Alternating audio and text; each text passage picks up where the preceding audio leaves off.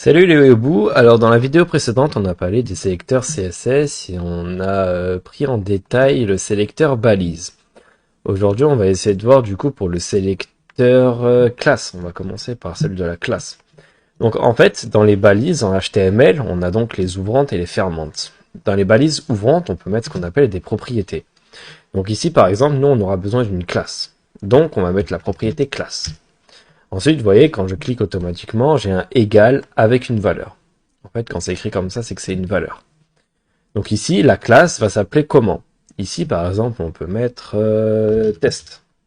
Pour dire que, du coup, la balise main, maintenant, on aura deux possibilités de l'appeler dans CSS. Soit, on va l'appeler avec directement la balise, donc sans le point, sans le hashtag. Soit, on va l'appeler par sa classe. Donc, ici, par exemple, c'est test. Donc ici, par exemple, on peut essayer, si jamais je prends le main, et que je dis, par exemple, que le background, il est, on va dire, bleu. On va rester sur le bleu, on a commencé comme ça. C'est bleu. Donc là, on peut voir qu'effectivement, il est bien bleu.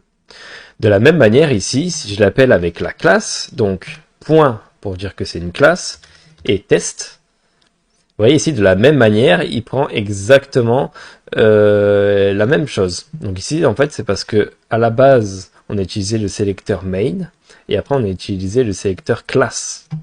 Donc là, du coup, test. Par exemple, ici, si je mets comme ça, ici, ça fonctionne plus, parce que c'est plus du tout le même nom. Mais ici, pareil, de la même manière, si j'enlève le T, tout fonctionne. En fait, ce qui peut être bien avec ça, c'est que par exemple, si je crée plusieurs main, on va avoir plusieurs main, mais si jamais je modifie par exemple la balise main directement, donc là on fait main, je veux que tous les mains en background soient par exemple verts. Comme on a vu dans la vidéo précédente, le problème avec ça, c'est que toutes les balises sont en verte. Et moi, je veux pas que ce soit ça. Moi, je veux que ce soit seulement des balises que j'aurais définies. Des sections, par exemple, ou des mains.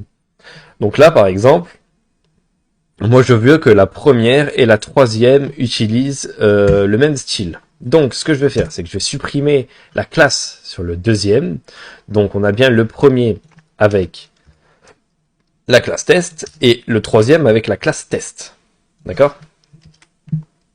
Donc ici maintenant, au lieu de mettre le background gris, ici on va prendre le point test. Et là, comme on peut voir, on n'a que le premier et le troisième qui est en vert. Et pas du coup le deuxième. Pourquoi? Parce que simplement dans le deuxième, on lui a pas mis de propriété classe. Donc CSS n'a